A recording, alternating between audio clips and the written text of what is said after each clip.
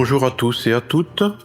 Aujourd'hui, nous allons parler histoire et littérature sur un sujet que j'ai découvert il y a quelques semaines et qui m'a laissé sur le cul tellement c'est énorme. Vous allez trouver mon propos scandaleux.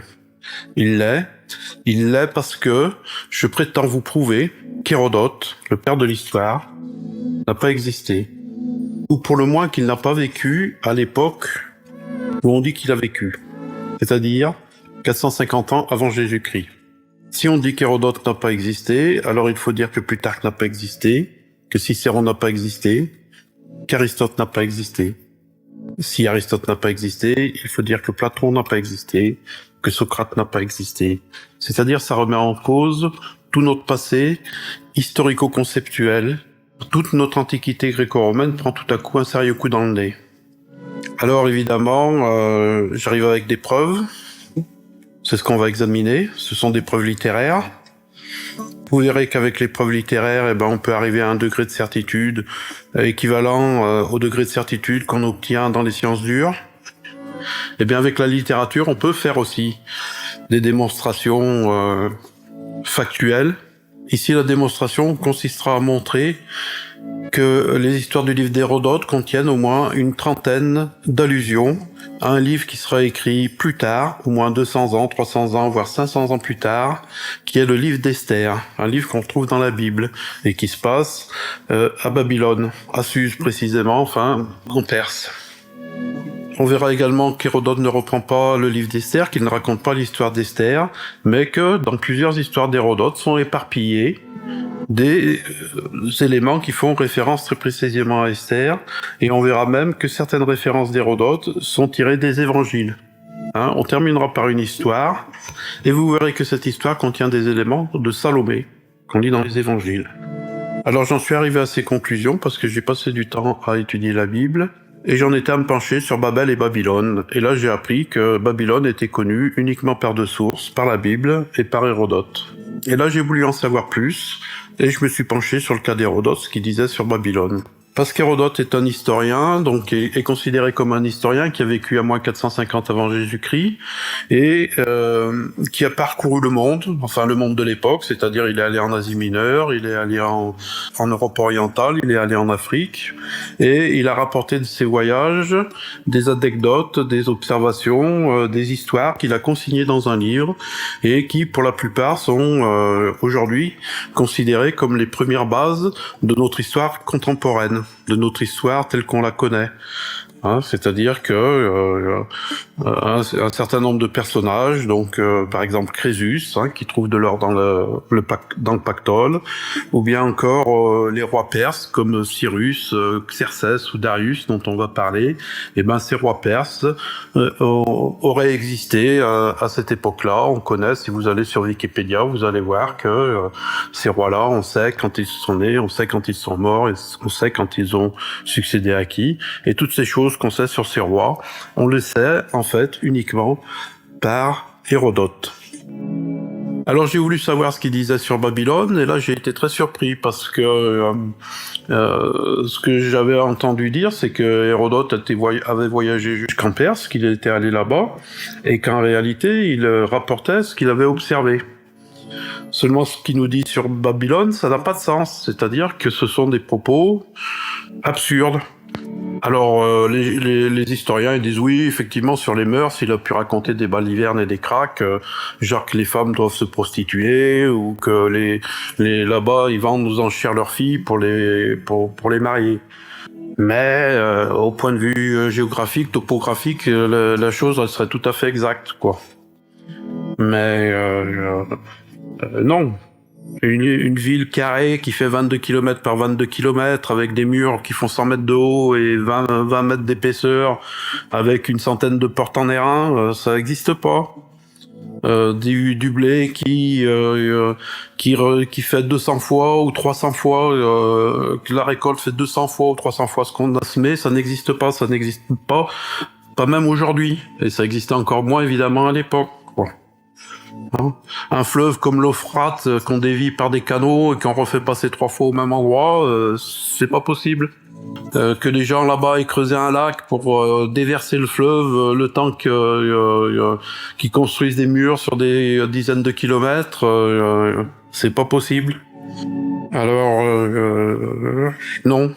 Quand on dit Hérodote est le père de l'histoire, le premier sentiment qu'on a quand on lit, c'est qu'il est plutôt le père des calembronènes et des histoires à Toto. Parce que les histoires qu'il raconte, si on commence à s'y pencher dessus et à réfléchir, eh ben c'est pareil, on s'aperçoit que ça n'a pas de sens. On va parler par exemple de Gandol qui montre sa femme nue à son esclave. On se demande comment on a pris Hérodote au sérieux pendant tant d'années. Quand on lit Hérodote, très franchement, ça n'a pas de sens. Et puis quand je suis allé plus loin dans le texte, je me suis aperçu encore d'une chose, c'est qu'à plusieurs endroits, on avait des références au livre d'Esther. Mais dans des groupes d'histoire, plusieurs histoires, plusieurs références au livre d'Esther. Et ça, c'est pas possible, parce que si Hérodote est contemporain d'Esther, le livre d'Esther, lui, a été écrit beaucoup plus tard. Il a été écrit au IIe siècle avant Jésus-Christ, voire au 1er siècle, à l'époque de Jésus-Christ, ou plus tôt. Et puis nous allons voir qu'on a même des références dans Hérodote qui sont dans les évangiles. Et alors les évangiles, c'est au moins le 1er siècle, peut-être le 2e siècle après Jésus-Christ. Et donc un gars qui écrit en moins 450, il peut pas faire des références à un écrit de plus de 100. C'est pas possible. Donc nous allons examiner les différentes histoires. Ça risque d'être un peu long parce que finalement il y a quand même beaucoup de matériaux. Et puis nous examinerons au final un petit peu les conséquences, les diverses hypothèses pour expliquer ce phénomène incompréhensible. Et puis nous essayerons de tirer des conclusions. Commençons par un petit résumé du livre d'Esther. Alors on va passer assez vite, mais je vous invite à lire ce livre, qui est assez court, hein, il y a 16 chapitres, je crois, dans la Bible. C'est un livre assez court. Je vous invite à le lire parce que pour moi c'est un chef-d'œuvre de la littérature biblique. Et il est très peu connu, et il mérite d'être découvert, et il mérite d'être lu. Donc l'histoire d'Esther, c'est l'histoire d'une jeune fille qui épouse le roi de Perse, Assuérus, le roi le plus puissant de l'époque. En fait, Esther prend la suite de la reine Vasti qui a été chassée du palais parce qu'elle a refusé de se présenter au roi, parce qu'elle a refusé de se présenter aux invités du roi. Celui-ci avait organisé une grande fête, tout le monde avait bu, il a voulu montrer la reine, montrer la beauté de sa reine, et la reine a refusé de venir. Les conseillers lui ont dit, mais monsieur le roi, vous pouvez pas laisser passer ça. Si les femmes du royaume apprennent que la reine a désobéi au roi, elles vont désobéir à leur mari, et ça sera la catastrophe. Donc la reine est chassée, et c'est la reine Esther qui prend sa place. On verra les autres détails au fur et à mesure qu'on en aura besoin dans notre démonstration. Alors avant de rentrer précisément dans les histoires, on va voir quelques généralités, parce que pour les chrétiens, Hérodote confirme la Bible. Et effectivement, dans les histoires d'Hérodote, on trouve certains éléments qui sont semblables à la Bible. Par exemple, il est question avec des gens qui s'appellent les Paénoniens, qui déportent tout un peuple, toute une population d'un pays à l'autre. C'est ce qui arrive au peuple hébreu qui est déporté de Jérusalem à la Perse, femmes, enfants, etc. Et puis on apprend aussi que ils ont coutume de restaurer des rois sur leur trône quand ces rois l'ont perdu à cause d'une révolte ou à cause d'une chose. Et ben ils ont cette coutume-là de restaurer des rois. Ça paraît un petit peu particulier comme pratique, mais c'est aussi ce qui se passe dans la Bible, puisque c'est Esdras qui obtient du roi de l'époque, je sais plus son nom, qui obtient du roi de l'époque que les Juifs de Babylone peuvent retourner à Jérusalem. On apprend également que les rois là-bas en Perse, ils agissent par courrier. Hein, ils envoient des courriers qui donnent des ordres. Vous obéirez aux ordres du porteur de cette lettre. Et c'est ce qui se passe aussi dans le livre d'Esther. Donc pour toutes ces raisons et pour d'autres, les chrétiens considèrent qu'Hérodote confirme le texte biblique. Alors la première histoire qu'on va voir, vous allez voir, ça va monter un petit peu crescendo. On commence par une petite allusion avec le roi Gandol. Le roi Gandol, il est amoureux de sa femme, il la trouve très très belle et il essaye de convaincre le fils de son esclave que sa femme est belle et il lui dit mais pour vraiment que tu te rendes compte comme elle est belle, il faut que tu la vois nue. Et il monte un stratagème pour que l'esclave la voie nue. Bon, ça part en cacahuète. Il finit par être tué par l'esclave et qui épouse sa femme et qui prend sa place, quoi. Ce qui est intéressant ici, c'est que Gandol veut montrer à son esclave comment sa femme est belle. Et c'est ce qui arrive dans Esther avec la reine Vasti. Alors un petit mot sur la reine Athos. La reine Athos, elle est guérie par les remèdes de Démocédès. Et celui-ci lui demande d'intercéder auprès du roi pour que le roi déclenche une guerre. Et c'est ce qui se passe aussi dans le livre d'Esther, puisque Mardoché demande à la reine Esther d'intercéder auprès du roi pour qu'il déclenche la guerre contre la maison d'Aman. Ensuite, qu'est-ce que nous avons ? Nous avons Silozon.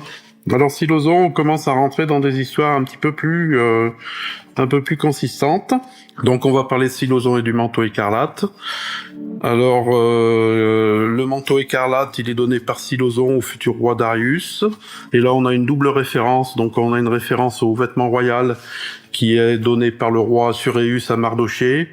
Et puis le vêtement écarlate, le manteau écarlate, c'est aussi une référence aux évangiles et à la crucifixion de Jésus.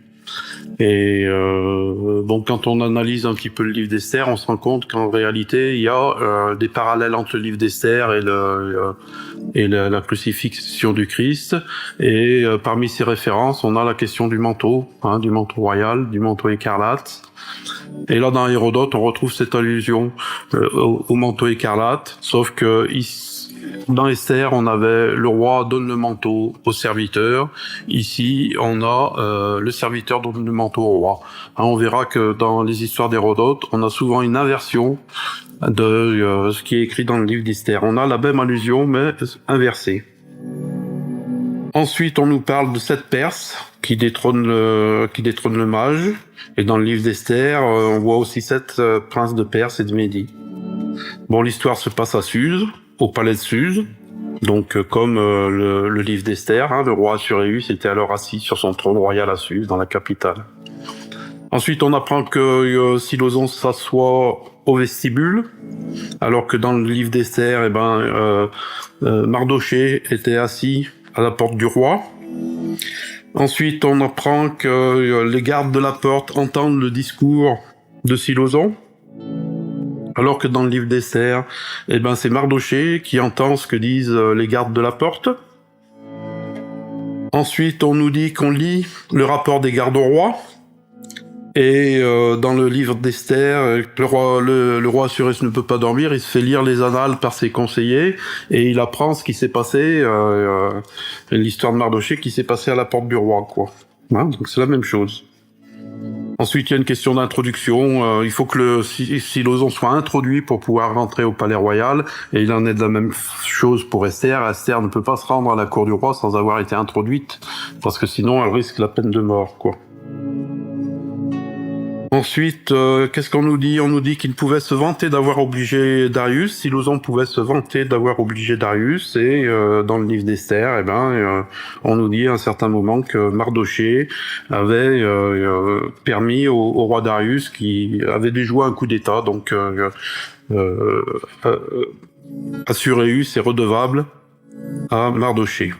Et puis à la fin, donc Silozon, pour se faire récompenser d'avoir donné le manteau au roi, il demande qu'on sauve sa patrie, qu'on sauve, rendez-moi Samos, ma patrie, et délivrez de l'oppression. Et dans le livre d'Esther, on a la même chose. La reine Esther répondit, sauve mon peuple, voilà mon désir. Et donc encore un petit détail, le roi lui recommanda d'exécuter tout ce dont Silozon le prierait.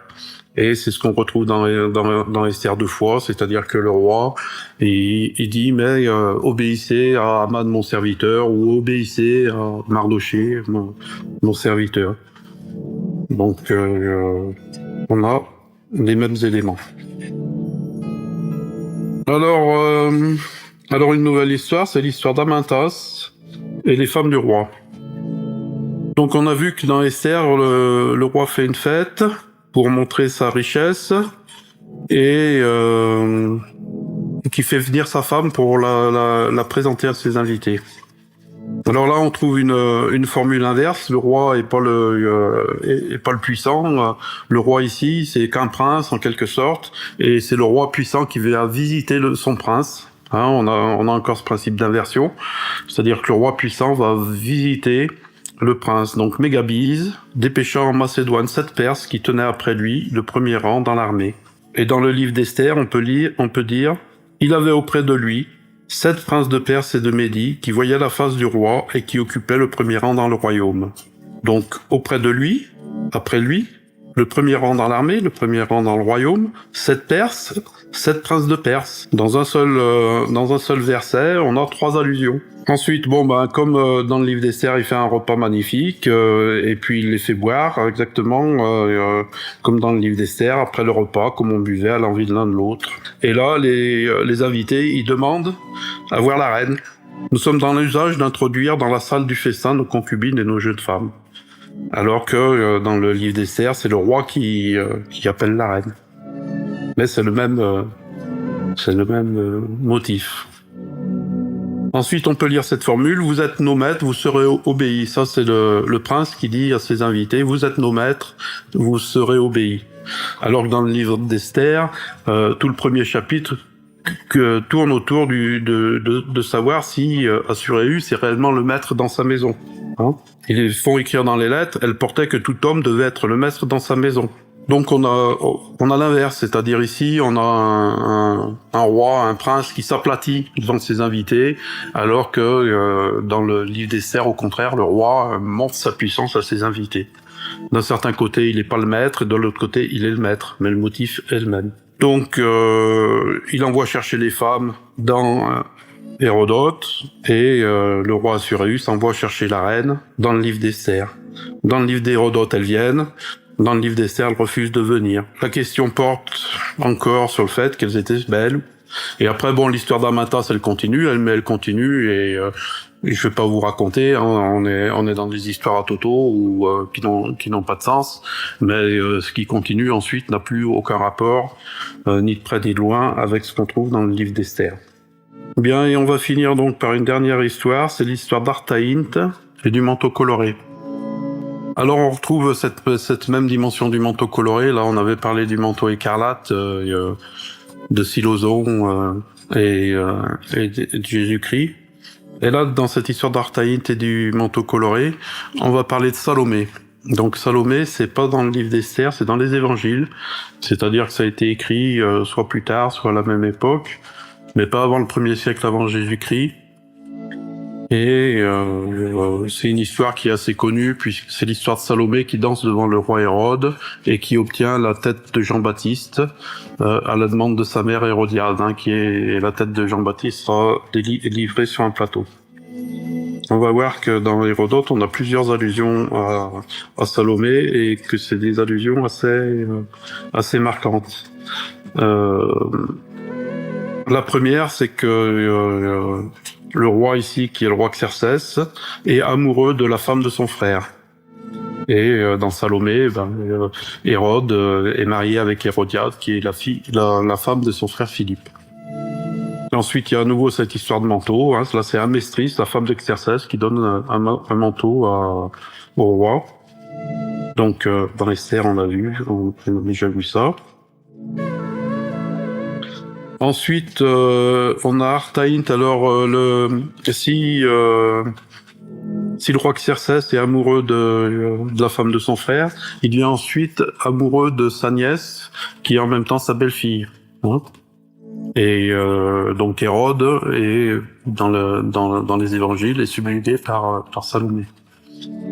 Salomé, donc, qui est la nièce d'Hérode, puisqu'elle est la fille de son frère Philippe, mais elle est également sa belle-fille, puisqu'elle est la fille de sa femme.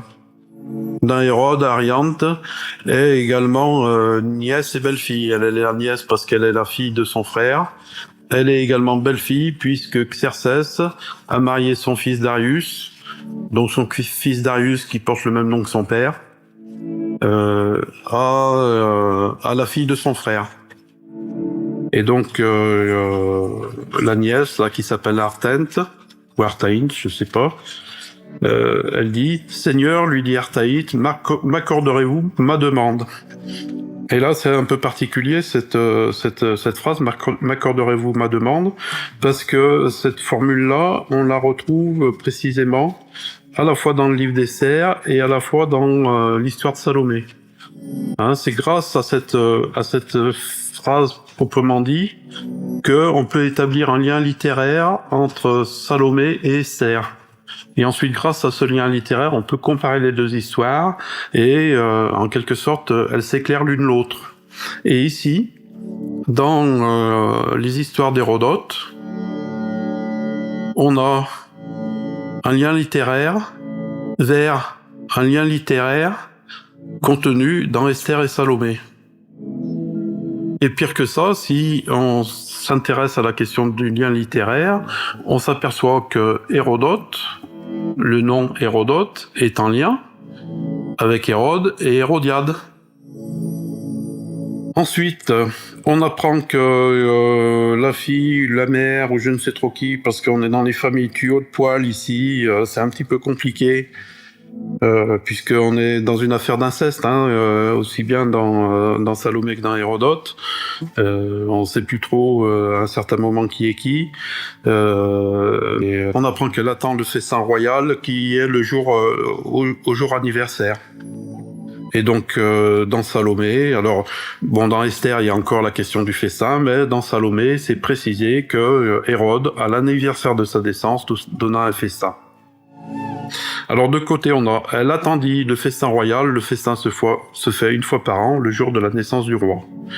Et dans les évangiles, cependant, un jour propice arriva, lorsqu'Hérode, à l'anniversaire de sa naissance, donna un festin assez grand aux chefs militaires et aux principaux de Galilée.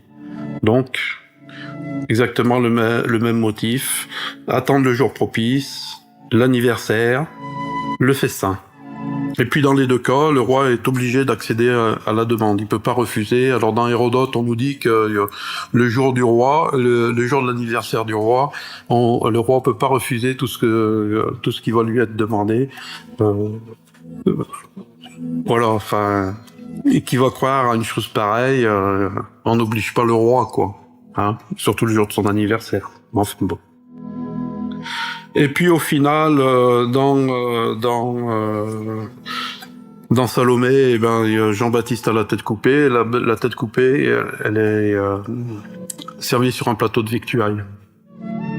Et dans les histoires d'Hérodote, bon, il y a plusieurs choses. Il y a le fait que on insiste sur la tête parce que la tête du roi ce jour-là est frottée avec un détersif.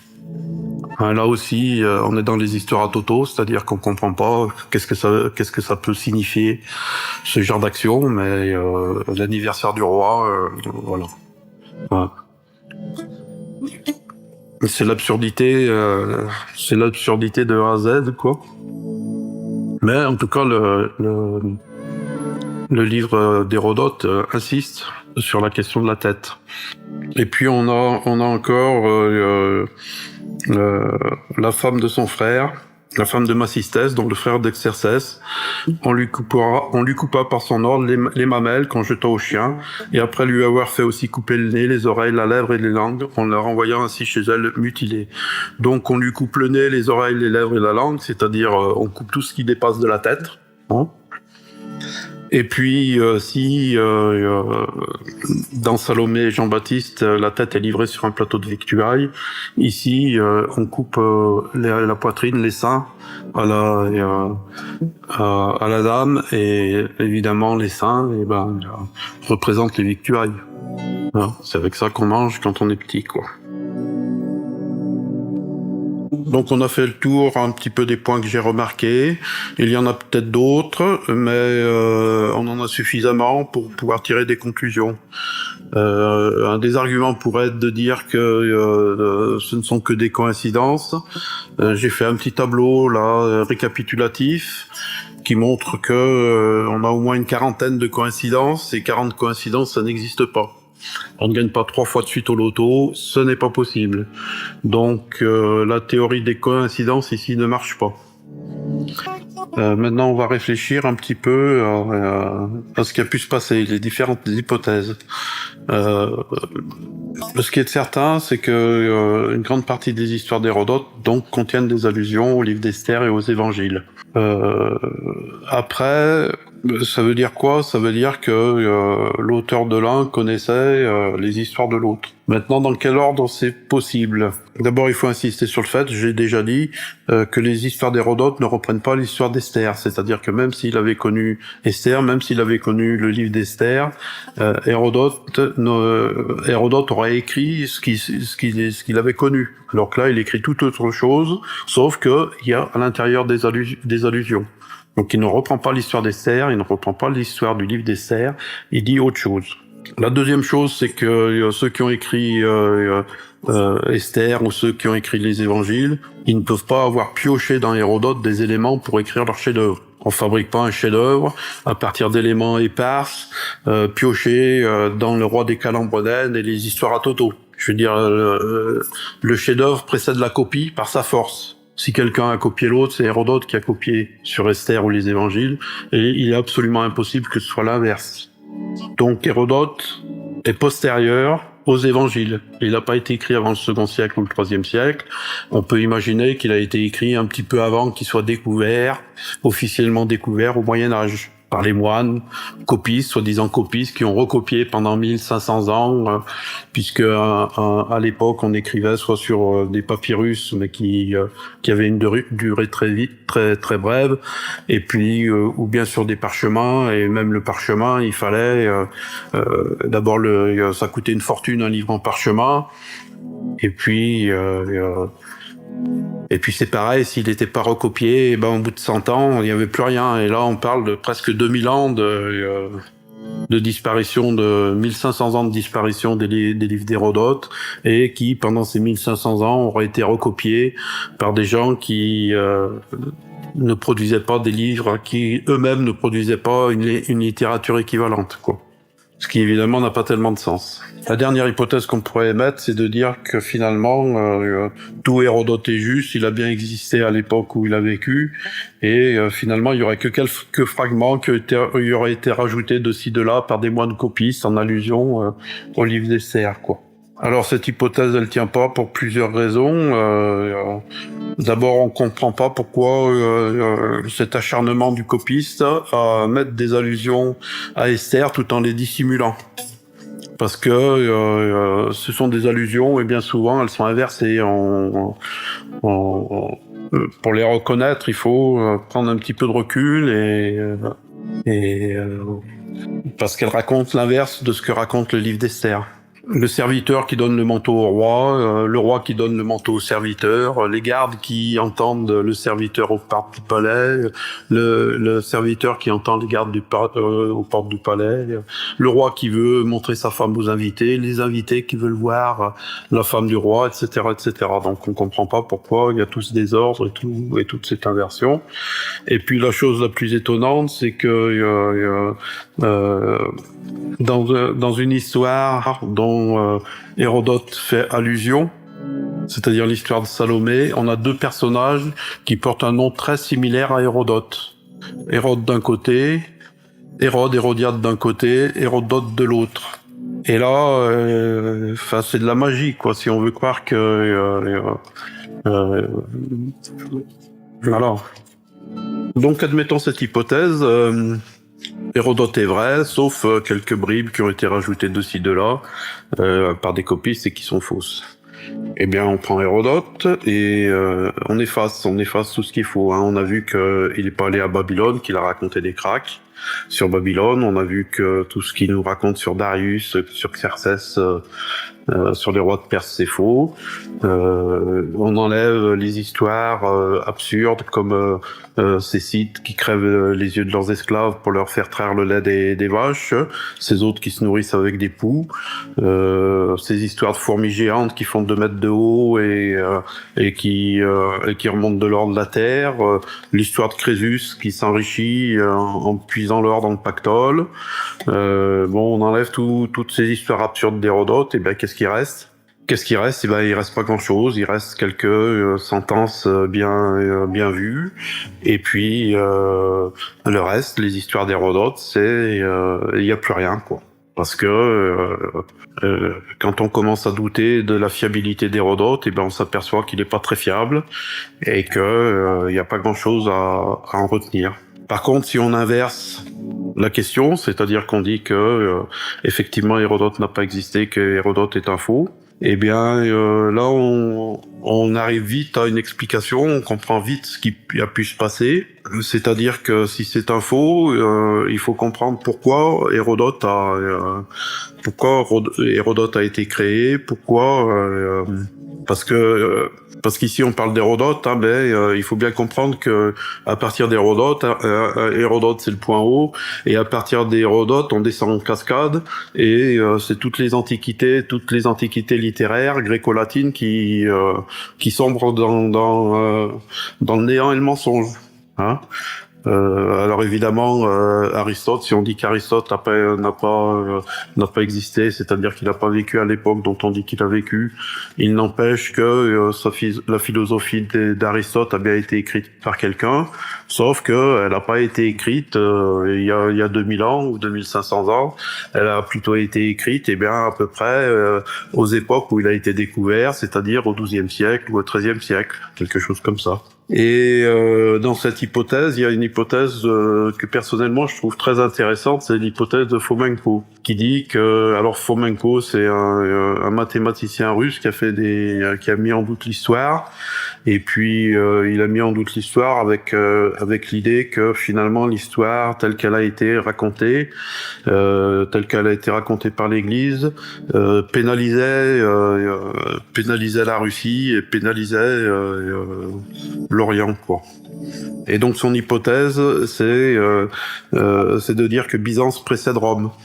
C'est-à-dire que dans l'histoire officielle actuelle, on pense que Rome précède en fait Constantinople, précède Byzance et Constantinople, que Constantinople est un rejeton de l'Église de Rome, et Fomenko pense que c'est l'inverse, c'est-à-dire que Byzance était bien là avant Rome, et que c'est Rome qui a un rejeton de Byzance.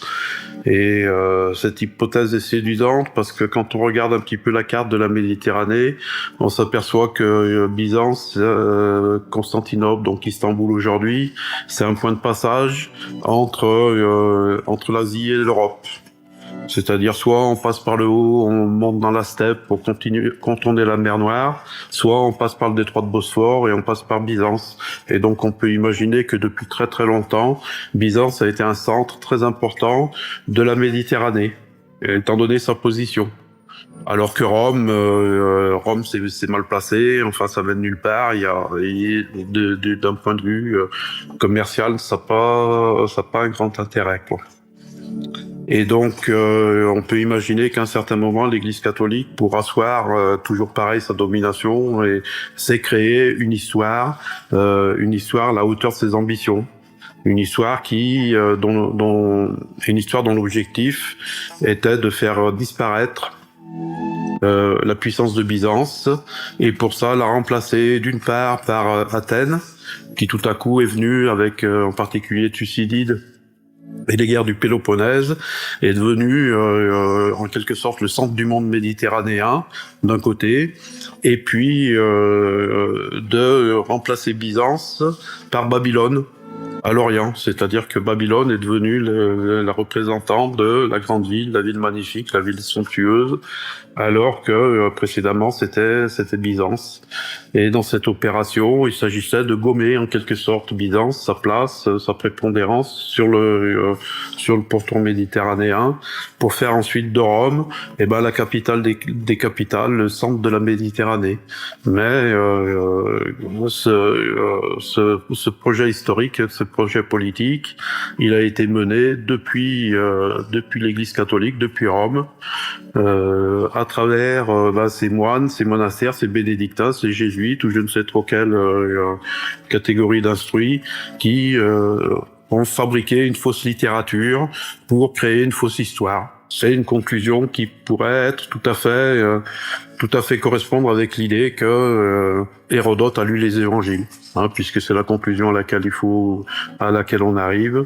L'auteur d'Hérodote a lu les évangiles, donc il n'est pas né, il n'a pas vécu en moins 450 avant Jésus-Christ.